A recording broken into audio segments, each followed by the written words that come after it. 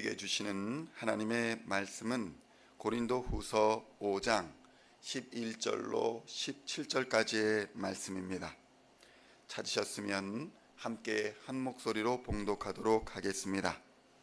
우리는 주의 두려우심을 알므로 사람들을 권면하거니와 우리가 하나님 앞에 알리어졌으니 또 너희의 양심에도 알리어지기를 바라노라. 우리가 다시 너희에게 자천하는 것이 아니요 오직 우리로 말미암아 자랑할 기회를 너희에게 주어 마음으로 하지 않고 외모로 자랑하는 자들에게 대답하게 하려 하는 것이라. 우리가 만일 미쳤어도 하나님을 위한 것이요 정신이 온전하여도 너희를 위한 것이니 그리스도의 사랑이 우리를 강권하시는도다. 우리가 생각하건대 한 사람이 모든 사람을 대신하여 죽었은즉 모든 사람이 죽은 것이라.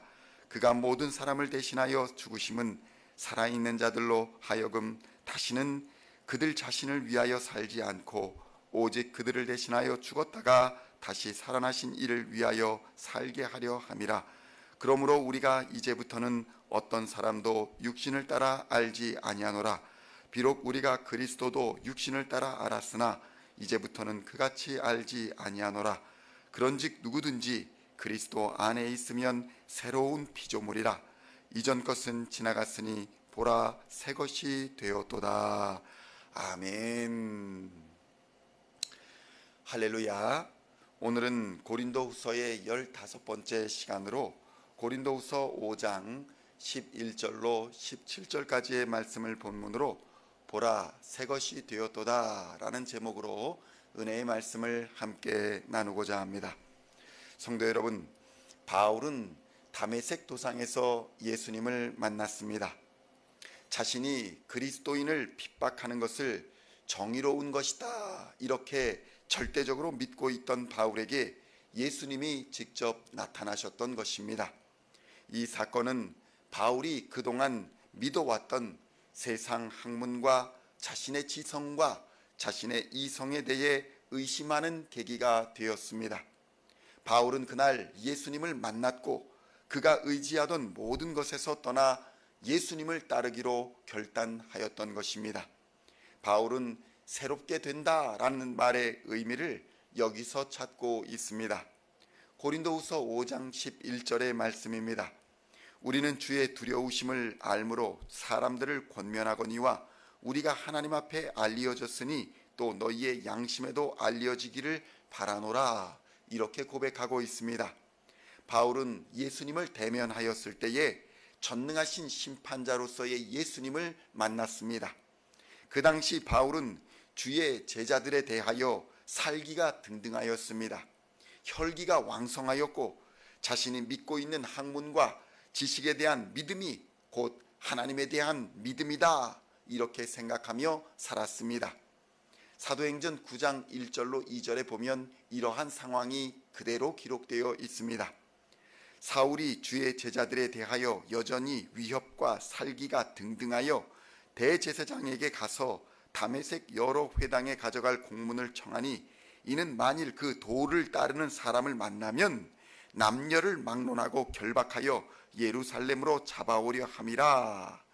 이랬던 바울에게 예수님이 빛과 함께 다메섹 도상에서 나타내 주신 것입니다.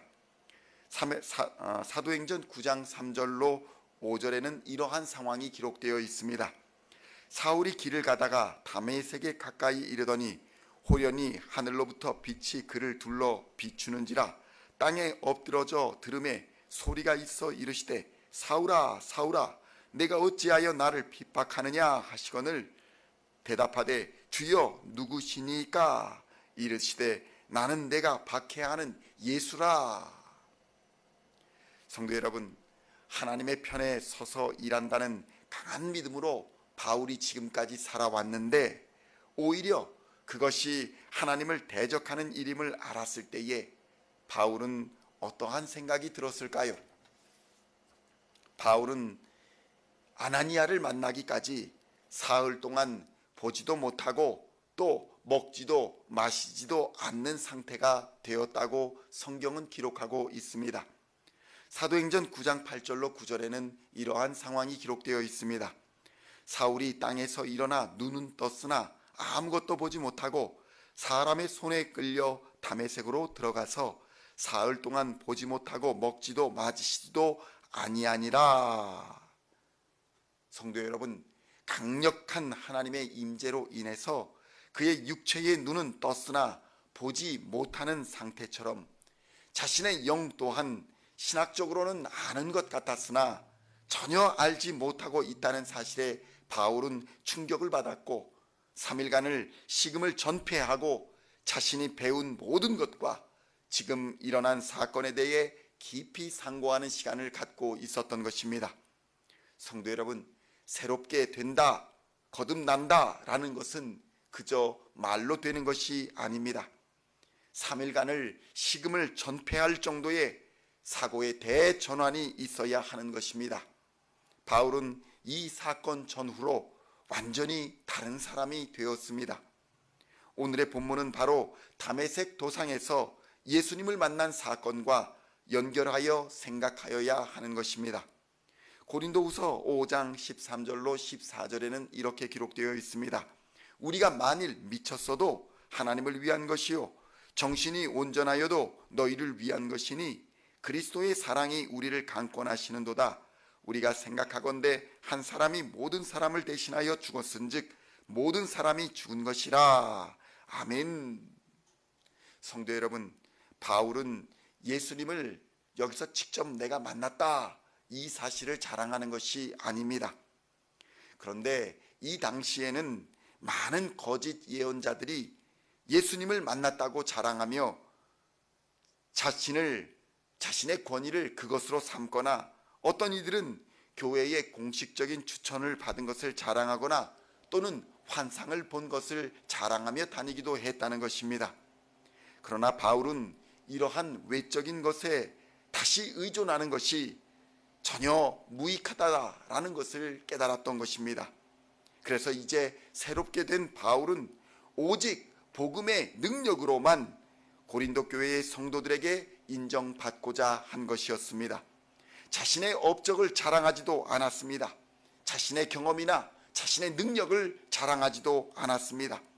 이제 바울은 그가 스스로 예수님의 종이 되었음을 선언하고 있었습니다. 당시 시대상으로 비추어 보아서 종이라는 이름이 가지는 어감이 부정적이고 또 미천한 것이었음에도 불구하고 최고 학문을 경험하였고 최고 엘리트로 살아왔던 바울이 그의 삶을 다 내던지고 그리스도의 종이 되기를 자청하는 이 놀라운 변화를 고백하고 있는 것입니다. 성도 여러분, 여러분에게 예수 그리스도는 과연 어떤 분이십니까? 우리의 인생의 목적을 이루기 위한 도구입니까? 아니면 인생을 좀 더 풍요롭게 살기 위한 수단입니까? 바울은 새롭게 된다는 것은 이전 존재의 죽음을 경험하는 것이라고 생각했습니다. 영적인 죽음과 다시 살리시는 부활, 이것을 경험해야 거듭남과 새롭게 됨의 참된 의미를 깨달아 알 수 있다고 보았던 것입니다. 고린도후서 5장 15절의 말씀은 이렇습니다.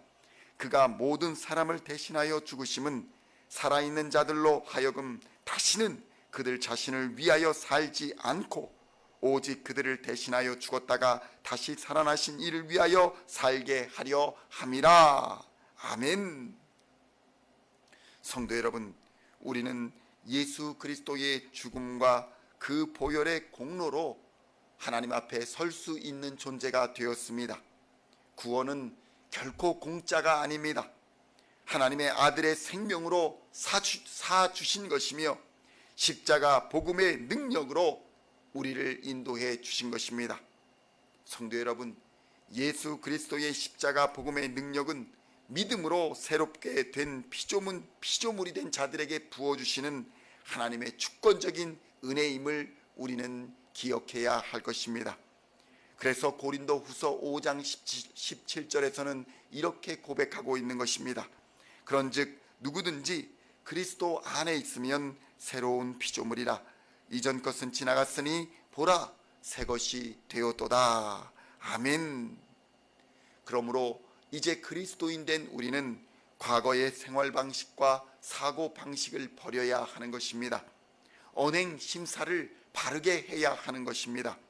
그래서 오직 그리스도와 십자가 복음의 능력을 우리의 삶에서 드러냄으로써 하나님을 영화롭게 하는 저와 여러분이 다 되시기를 우리 주 예수 그리스도의 이름으로 간절히 축원드립니다.